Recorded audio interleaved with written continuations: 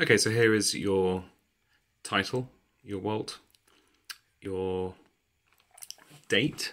If you could get that into your books, please pause the video and play once you're done.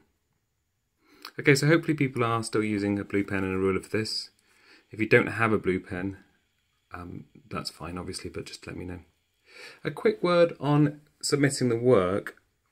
You do need to send a photograph so I can look at these and so that we can see that you're on task and on track. Unlike obviously in class, I can't come around and nudge you and tell you to write a bit more or to change things, so you've got to take a little bit of responsibility. You've just got to make sure that you're getting on with it, you're doing the best you can, you're doing exactly like I've asked.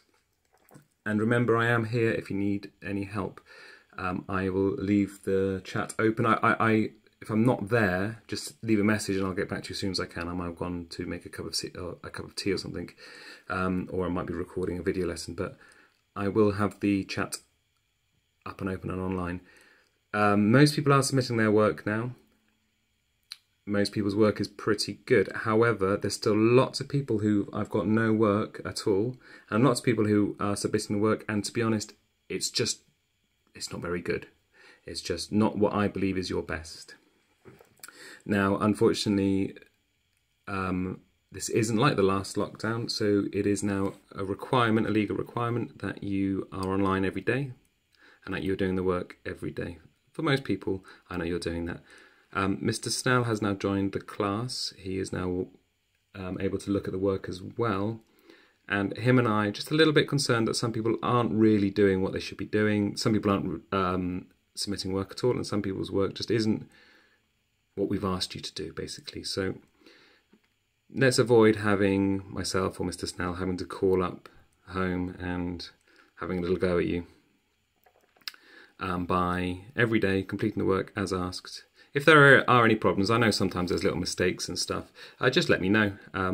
It's great to see, by the way, some people are coming in, they're saying, oh, Mr. Dobson, I can't do this question. Some people aren't able to get online, so they're finding a way of getting a message to me.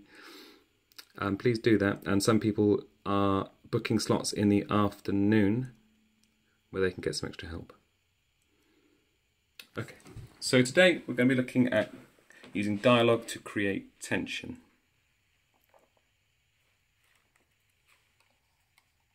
So yesterday we had a look at using dialogue to help move the story along. This time we're seeing, instead of using lots and lots of description to describe what's happening in a scene, we're going to see if we can describe what's happening and create that tension through the words that the people are saying, through the dialogue, through the speech between two people, two or three people.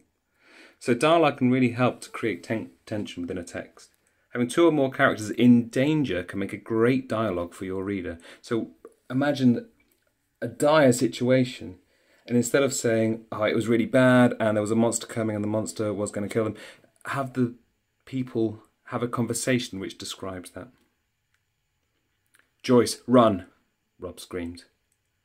I can see the cave starting to collapse. We're not going to make it, Joyce panicked. There's not enough time to get out. We've got to try. If we don't, we'll be trapped in here for sure. Wait, said Joyce, screeching to a sudden stop. Why? We've got less than 5 seconds before we're buried forever, yelled Rob. Joyce looked behind her at the crumbling walls. We're not the only ones here. Dun, dun, dun. How has the dialogue helped to create tension? Would the writing be tense without the dialogue? So here, instead of saying they heard a noise and then suddenly we've got Joyce saying it. We're not the only ones here.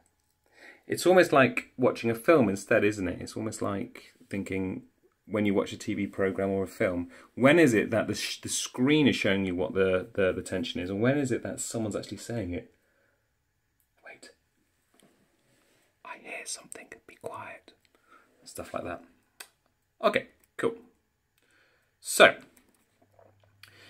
the document that you should have able to open is this one. I saw lots of people try to fill this in online or try to print it out and fill it in. I would say do it in your book this time. Do it in your books, then it's all in one place and you won't run out of space, because here, there's nowhere near enough room here to create a decent story, because I'm looking for a page of work at the absolute minimum. Well done to those people who managed that. Some people's work yesterday, it just wasn't long enough to be able to move a story along. So you have your date. This is what I want you to do. The first question says, who are the two people on the ship? Or name two characters on board the ship. So here I've got Captain Seahorse and Jen Salmon. Stupid names, I know, but I quite like them. And then what's going wrong? You didn't have to write a lot here. I've just written, there is a massive storm and the phones are out of battery. I just thought, you know, I came up with that quite quickly. I'm sure you're going to come up with something much better. And then what you need to do is you need to write some dialogue between your two characters. Try to use what they're saying to create tension by making your reader concerned for their safety. And then in bold, remember to include the correct speech punctuation. If you go back on this slide here, if you go back a bit, this is the page you want to check. I noticed a couple of you yesterday after we spoke went back and changed your work, and it was great, and the difference was incredible. Lots of people got lots wrong, and as yet I haven't seen you gone back and checked it, okay? So it's really important that you check this. Really important that you check this. I've written here a short introduction. Because it's in speech, there's actually a lot of paragraphs, so there's not an awful amount of writing, but I think you should be aiming to at least do one page. Remember, you've got 45 minutes, so it's a long time. In 45 minutes, you could create something really, really good. Okay, so this is what I've written. I'll go through it slowly. Pay particular attention to the punctuation that I've used.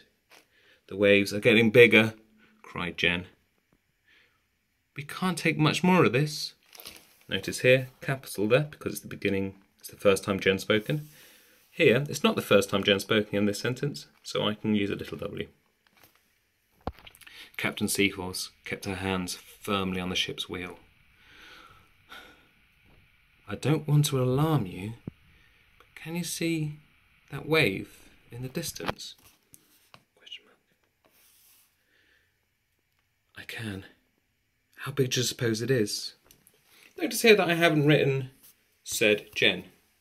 It's obvious that this is Jen speaking. There's no one else around, so it has to be Jen speaking. So I haven't bothered. I don't need to. I've just written one small sentence on its own because it's obvious it's Jen. I can. How big do you suppose it is? New speaker, new line. Bigger than I've ever seen. It's like a skyscraper rolling towards us. Ellipse, that counts as punctuation. The two sailors were still for a moment, unsure what to do next. Jen Salmon was the first to break the silence. First time she's spoken, so it's a capital letter. If the boat can't cope, we'll need to be ready, comma. She said, with an unexpected calm, comma. So remember, this is not the first time she's spoken in a sentence, so I can use a small cue. Quick. Put on this life jacket. Stop. Getting closer, replied the captain, putting her safety equipment on, comma. Smalley, because it's not the first time she's spoken. Every time I blink, the wave seems to be getting... Sorry, every time I blink, the wave seems to be doubling in size! Exclamation mark. She paused for a moment. Full stop. Jen? New person speaking, so new line. What is it? Again, it's obvious this is Jen speaking, so I don't necessarily have to write anything here. What is it? I'm scared. More scared than I think I've ever been. Okay, so that's an introduction. What I would do now is I would carry on. That's just an example of what you can write. It's entirely up to you who's on the ship and what's going wrong. But this time, when I'm marking your work, first of all, I'd like to see everybody handing in a really nice piece of work that you're proud of. I'd like to see a photograph of it, and I'd like it to be with me before 12 o'clock. Please don't forget as well that you're required to do 45 minutes of reading today. Please make a note of everything you read. I realise that you might not have your reading records on you. Some people have them in school.